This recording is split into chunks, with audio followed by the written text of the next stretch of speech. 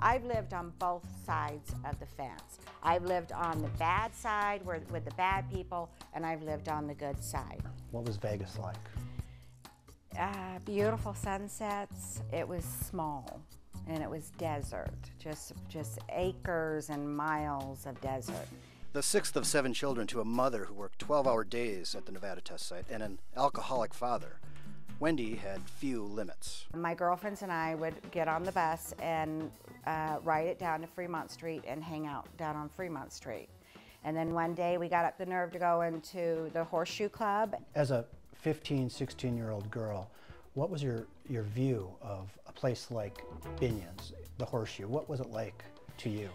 The Binion's was the main place. Benny Binion held power over Las Vegas, and his son, Teddy Binion, had a mesmerizing power over Wendy. Well, I think he focused on all of us girls, and then we went back a couple of times more, and then the focusing started to focus on me. Wendy skipped school to hang out at the Horseshoe Club until her desperate mother put her in a car and drove her to a juvenile home. And I jumped out of the car. And into the arms of Teddy Binion, who hid Wendy in the Horseshoe Club. I started trusting him, and he was helping me. And then one thing led to another, and the next thing I knew, I was sitting with gamblers. I looked, you know, I was barely 16, and I looked like I was 21, 22, 23. To evade detectives, Binion sent teenage Wendy to Texas. Wendy won't talk about what happened there, only that it made her distrust men in general and convinced her to go back to her parents. But Binion would not allow her to completely leave his circle. You knew a lot of what was going on at the Horseshoe, and they wanted to make sure they had control over you. They said they had a job, a legitimate job for me.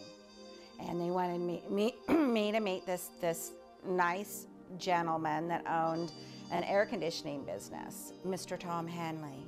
I walked up to him and I looked up at him and I said, "Are you Mr. Tom Hanley?" And he looked down at me with a smile and he said, "Yes, what's left of him."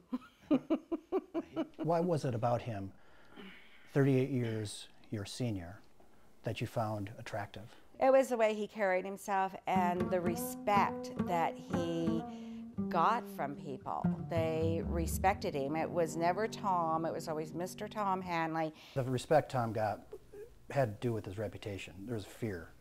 Fear, I would say more fear.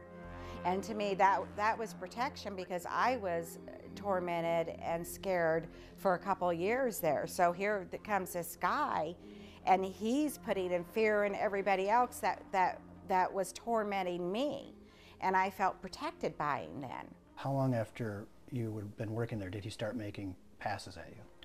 About two months, 3 months, it happened pretty quickly. After Hanley's wife Mary Lou died, they quickly married, and she learned the cost of the protection that came with being Mrs. Hanley. Tom sent me in there into the closet. "Could you please take out the suits and check all the pockets?" And I found a folded up note, and it was written on pretty pink stationery.